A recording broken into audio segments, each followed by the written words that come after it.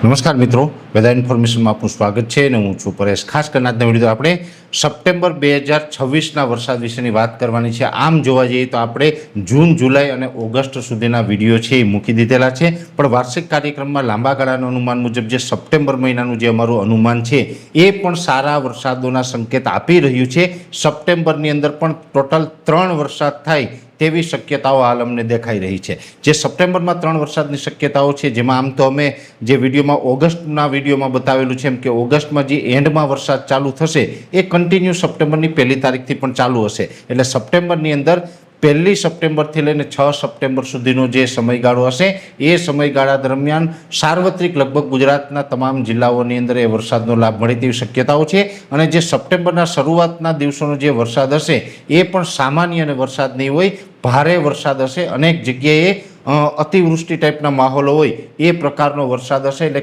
એકંદરે કહી શકાય કે ભારેથી અતિ ભારે વરસાદની પણ 1 થી 6 સપ્ટેમ્બર દરમિયાન આપણે શક્યતાઓ રહેલી છે। એટલે પહેલો રાઉન્ડ એ આવી જશે, એ પછી થોડો ગેપ મળશે। બીજો રાઉન્ડ હશે એ 13 સપ્ટેમ્બરથી લઈ અને 17 સપ્ટેમ્બર વચ્ચે હશે।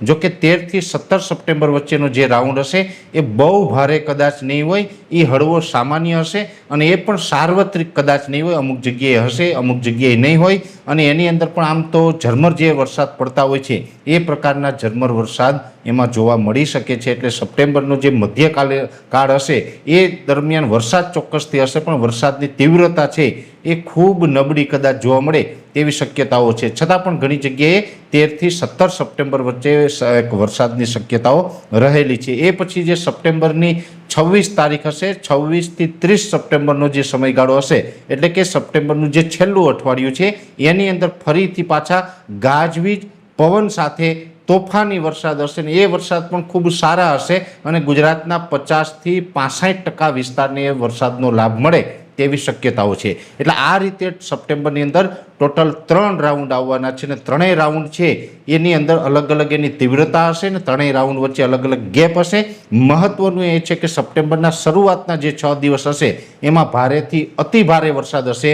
સપ્ટેમ્બરને મધ્યએ છૂટાછવાયા અને સામાન્ય વરસાદ હશે, પણ એ પછી 26 થી 30 સપ્ટેમ્બરનું સેશન છે એની અંદર ગુજરાતના 50 થી 65% વિસ્તાર એવા હશે કે જેમાં સારા વરસાદ થાય, ગાજવીજ અને તોફાની વરસાદ થાય અને અનેક જગ્યાએ જે પાણીની વ્યવસ્થા ન થઈ હોય તો એવા વિસ્તારોને પણ પાણીનું વ્યવસ્થા કરી દઈએ, અથવા તો આપણે શિયાળુ પાક કે ઉનાળુ પાક કરી શકાય આવો માહોલ ઊભો કરી દઈએ ને એ પ્રકારના પાણીની વ્યવસ્થા થાય તેવી શક્યતાઓ છે। એટલે એકંદરે જોવા જઈએ તો જૂન, જુલાઈ અને ઓગસ્ટ, અને હવે આપણે આ વાત કરી સપ્ટેમ્બર માસની, ખાસ કરીને જોવા જઈએ તો ઓગસ્ટ પણ ખૂબ સારો રહેવાનો છે અને સપ્ટેમ્બર છે પણ એકંદરે મારી દ્રષ્ટિએ જો આ 3 રાઉન્ડ આવી જાય છે તો આપણા માટે કોઈ ચિંતાનું કારણ નથી। વર્ષ છે ટકાટક ગણી શકાય, ટનાટન ગણી શકાય આ પ્રકારનું વર્ષ છે એ આપણું પાકી જાય। એટલે સપ્ટેમ્બર એકંદરે સારો રહેવાનો છે। જોકે આપણે આ જે આગાહી છે એ વાર્ષિક કાર્યક્રમના અનુસંધાને છે અને આ એક લાંબા ગાળાની આગાહી છે। લાંબા ગાળાની આગાહી હોય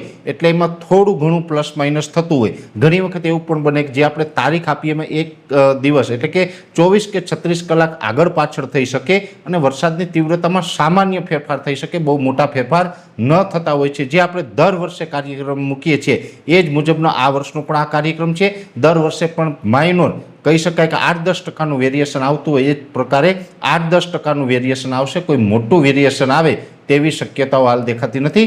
એટલે આ પ્રકારનું વર્ષ રહેવાનું છે ને ખાસ કરીને સપ્ટેમ્બર મહિનો છે એ ખૂબ અગત્યનો હોય। આગોતરી માંડવી વાવેલી હોય, ઓરવીને વાવેલું હોય ત્યારે એનું હાર્વેસ્ટિંગ પણ થતું હોય ને એના માટે પણ આ સમયગાળો છે એ ખૂબ અગત્યનો હોય। ઘણા બધા મિત્રોને વરસાદની જરૂર પણ હોય, ઘણાને વહેલું વાવેતર હોય તો એને હાર્વેસ્ટિંગ ચાલતું હોય, પાથરા પડેલા હોય તો એના માટે ક્યાંક નુકસાની પણ સાબિત થઈ શકતી હોય। પણ સપ્ટેમ્બરમાં આ પ્રકારનો વરસાદ થવાનો છે એ અત્યારે અમારું લાંબા ગાળાના પ્રિડિક્શન મુજબ અનુમાન છે। એટલે સપ્ટેમ્બર છે એ ખૂબ સારો રહેવાનો છે વરસાદની દ્રષ્ટિએ, જેની દરેક ખેડૂત ભાઈએ નોંધ લેવાની છે।